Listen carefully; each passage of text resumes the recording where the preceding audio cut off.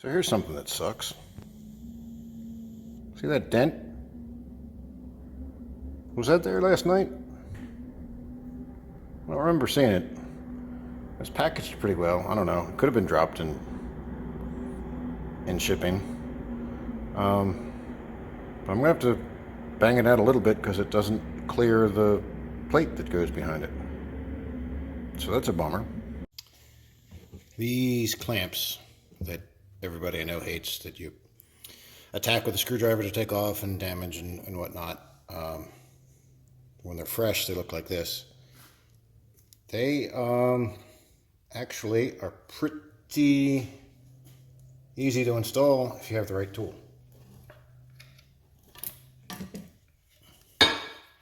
So it goes around this little nub there, goes in that slot, and in your little windows here, you see that it hooks like that. And I mean, yeah, it's loose now because this is flat. It's not sticking up proud like that one.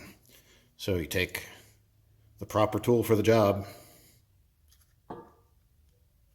I don't think I can make you see how it works.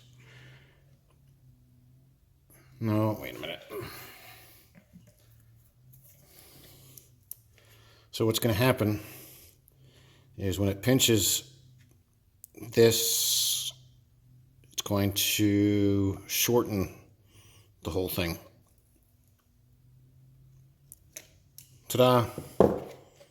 Now it's tight. And the reason I use these on this end is because where this goes down into there, I wasn't sure how much clearance there would be. The other end, if I can reuse what's there, I might, or it's going to get regular hose clamps wherever my regular hose clamps that used to be on there before. Here's one of the original ones that I might be able to flatten out and salvage. But also, because of what this connects to on the machine, these are kind of hard to deal with anyway, and there's not a lot of clearance. Well, let me rephrase that. Okay, there's not a lot of clearance in there for spinning, and I was worried about the end, which I don't think is an issue anyway, because obviously there's clearance for this boot, but whatever, that's done. The other end, you don't have room to really get tools in to mess with these. You can get a screwdriver in to tighten down a regular band clamp, which, like that, because you have to be able to separate this from the machine when you take it all apart. So it's just easier to be able to, when you put it together, pop this on there, crank it down, and then when you take it apart, loosen that and separate the shaft halves. But anyway, those bands, I hate them, but the right tool that holds the middle and squeezes and pulls it and somehow constricts it, I mean, they're tight. So yay for the right tool for the job every once in a while. Something kind of neat. So when I pulled these shafts off to get to the seal in there where it was leaking, obviously transmission fluid ran out because this whole thing was gone. The seal was out of there. And it didn't seem like a whole lot came out. And what's kind of neat is I'm getting ready to fill it back up and see if they leak. And I don't know if you can see, there is still, it's all the way at the low mark, but there is still fluid in there. So regardless of how bad it leaks, it shouldn't run it dry when those seals go bad. I don't know. I just thought that was kind of encouraging maybe. Remember, this gets the Super UDT squared. I don't know if they make regular Super anymore, but Super UDT. In there, and there's the dipstick. It is so much nicer not having the bed right here, trying to fill it up. This is almost fun.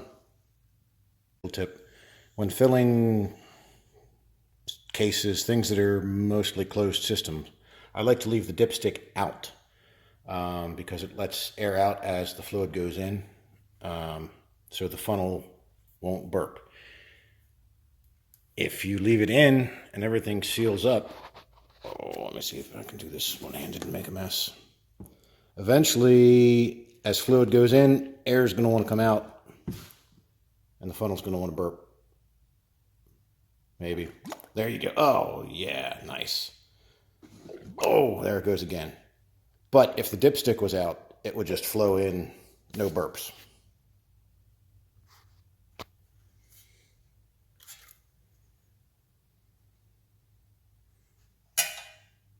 All right, dipstick out.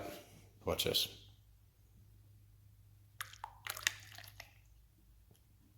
In she goes, no burp, because the air is coming out of the dipstick hole.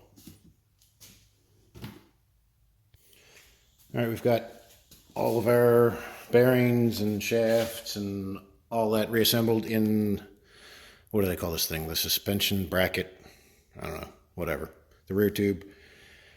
This is the part of the project that I've been dreading the most, putting it back in, because you have to line up and get the shafts put together. Whoops.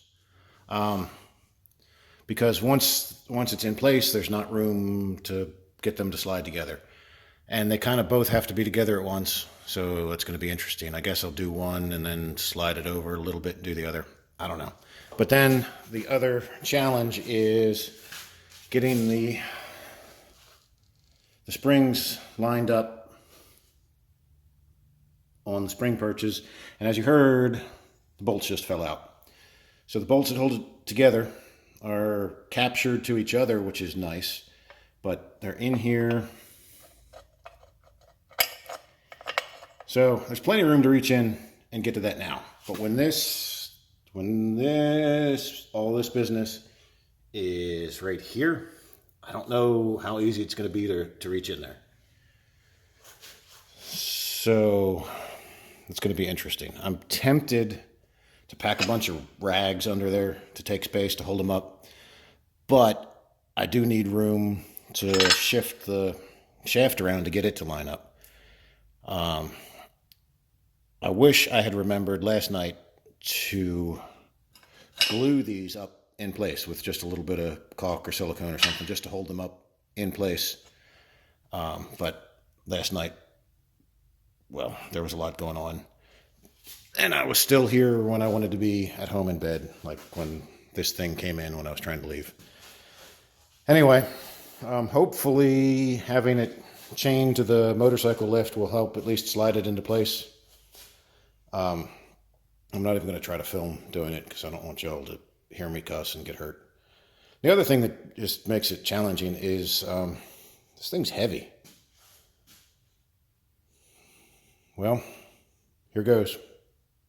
Well, it's going miserable as expected, but I think we're finally there.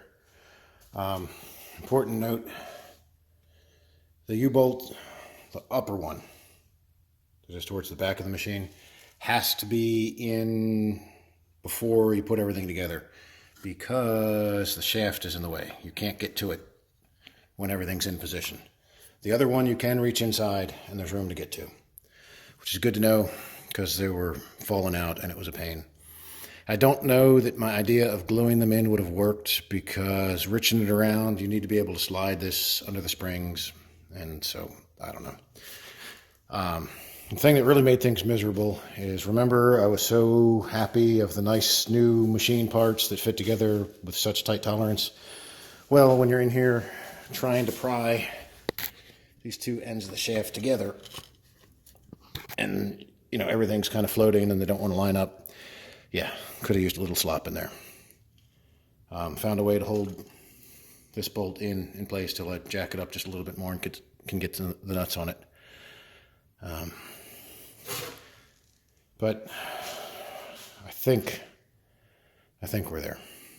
Overall, not fun. Well, it's all on there. Just waiting for tires in the bed now. Things turn. It's a little stiff turning. Hopefully it just needs everything to seat and wear in. I don't know. And this side was such a pain getting the shaft to telescope. I'm sure it must be, otherwise it wouldn't be together, but I don't know why it fought me every step of the way. But there it is. I think part of what makes it such a pain is just some of the geometry of this thing. I think they call it like a semi-independent rear end, because somehow things are the way it's bent down there. You notice everything's kind of on a curve. The axle is not plumb on the bottom of the springs, and the whole thing's canted a little bit, so that just really makes it a pain, because our jacks move straight up and down, and then trying to get something to move up on the right curve. I don't know. Whatever. I really hope I never have to take this back end off of this thing again. Hope not. Hope everything works. The bed is held on. It's 2 bolts in the back. Where is it? There. That it pivots on. Then the pin for the hydraulic cylinder. You also have wiring harness for the lights. Not that our lights really do anything. And then the little backup light that I added. The bed's heavy. It's kind of awkward, but the good thing is it sits on top of the frame rails, and everything else, all the fragile things, motor and whatnot, are set below the frame rails.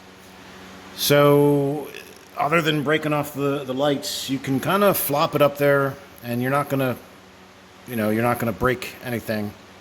And then it's just a matter of shoving it around until everything lines up. Well, there's most of the leftovers. Probably about $1,300. I don't remember the final count. And a whole bunch of labor out of my life dealing with it. And there it is. Good luck with the little machine. Kind of feel bad sending you out there to get torn up again. I'm sure I'll see you again soon.